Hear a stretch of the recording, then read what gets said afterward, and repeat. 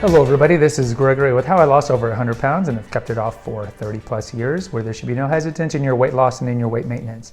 Today we're going to talk about the benefits or lack thereof of blaming other people for your weight gain and obesity. Now before we begin, if you need help with weight loss, contact me through the Clarity FM link found here in the episode notes. As you can see, I have very good ratings. Also check out my 2 books, which you can find on Amazon. My podcast, The Awakened Man, which is very health related. My other podcast, The Cinema Rag, which is on movies, if you find movies interesting. And lastly, if you appreciate my content, there is a link for PayPal. Now, blaming people for your weight gain, is it constructive and beneficial? Should you do it? Well, I think a lot of people do it without even thinking if it's beneficial or not. I think part of it is just human nature. I think a good example of this is somebody who doesn't take care of their body their whole life. They drink a lot of alcohol, they don't eat well, and then they get cirrhosis of the liver or cancer or a heart attack at 59 that immobilizes them, and then they get mad at God. Why God? Why'd you allow this to happen?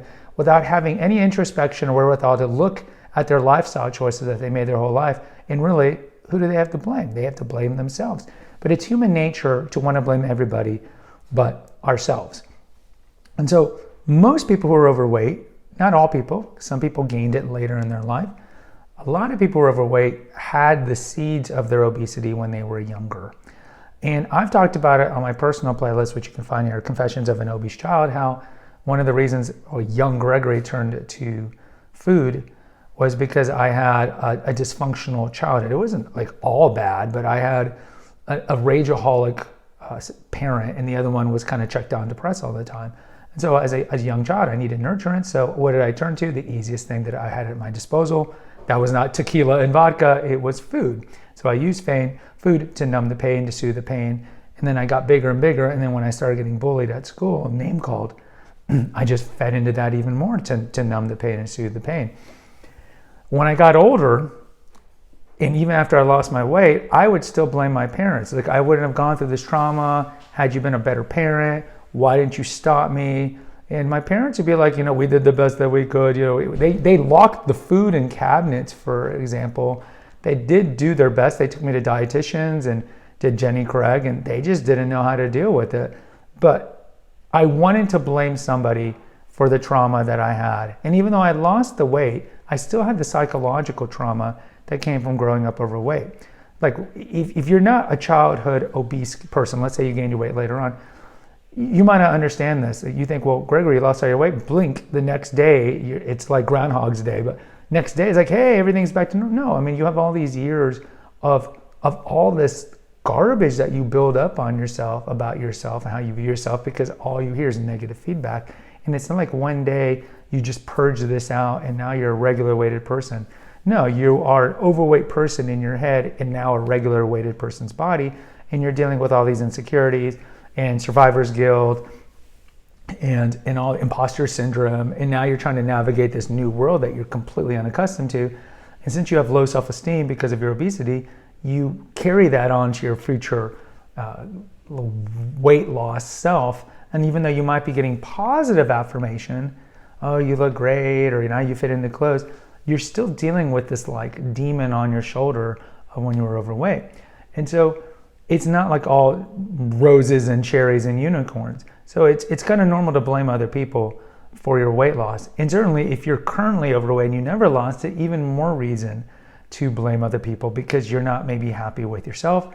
We did an episode here how 50% of Americans rather lose 1 year off their life and be regular weighted, and how 15 to 20% would rather not have an arm than to be overweight. So certainly there is a pressure to be regular weighted, and we want to blame everybody but ourselves. But is it constructive? I think in the short term, it can be constructive to blame others because it makes you feel better. But in the long run, no. I mean, ultimately, nobody is shoving food down your throat.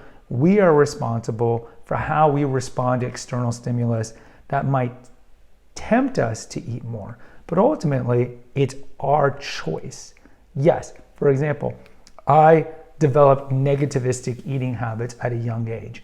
And so when I got older, after I lost the weight, I could say, well, look, I was 6 years old, I developed these habits.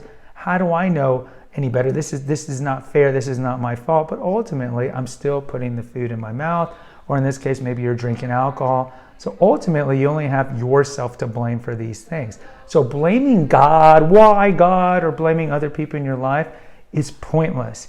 It's best to look in the mirror and be like, I am this way because of choices I made. We are all dealt a certain deck, hand in poker. What are we going to do with that hand? Right? That's the better mentality to have. And you can look at regular way to people like, oh, their life is perfect. Most people's lives are just a disaster, like a dumpster fire, but they might be dealing with different things than you are. And so envy and jealousy, these are just not constructive qualities to have.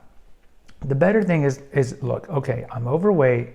Yes, probably there was trauma, either a childhood or maybe you gained your weight later on because of divorce or some adverse event that happened in your life. But ultimately, we are responsible for our body, and ultimately, we are responsible for what we put in it. So the more constructive, positive mentality is, yes, acknowledge the fact you're overweight, because some people are in denial. You'll see overweight people wearing bikinis all the time. Acknowledge that you're overweight and be like, I have a disordered relationship with food. Because let me tell you, nobody's overweight does not have a disordered relationship with food. They are lying to you. They are lying to you. So the better thing is identify it and like, okay, here are the steps I'm going to take to work on detaching emotion from eating. Easier said than done. It's the goal of having an ordered relationship with food. The one I talk about when the dog eats when he's hungry and walks away when he's no longer hungry is hard.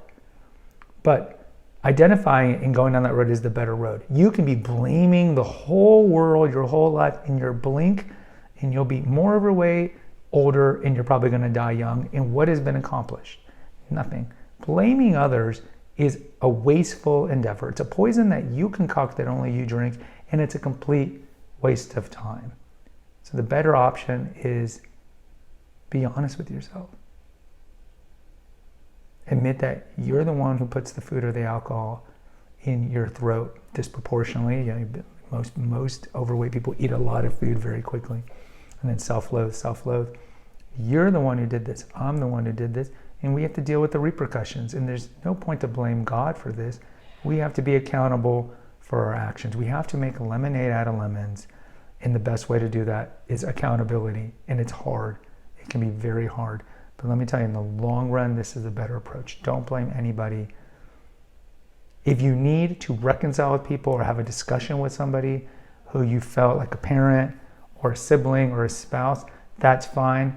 But don't make the recovery contingent on how they respond, because let me tell you, half the time they'll be like, I did the best that I could, or I don't know what you're talking about, you're overweight because you're overweight. And then you're all mad and angry, and that just fuels more of the eating. So if you want to bring it up to people's attention, like you being neglectful caused me to do this, that's fine. But I would say you being neglectful caused me to have a disordered relationship with food. But ultimately, I am responsible for what I put in my mouth. But I want to acknowledge that this grievance, this act of injustice happened to be because I was a young child. I didn't know any better. And you can ask them to apologize. But ultimately, you can only control your actions, like binging, and your thoughts. You can't control how they're going to respond to things. So you have to go on a path and a road of recovery and healing that's not contingent on anyone else and how they're responding to your road of recovery. That's easier said than done. Guys, post in the comments. I'd like to hear from you. Did you blame people? Do you continue to blame people for your weight loss? If you disagree with me, post in the comments as well. Until next time, take care. God bless and pray.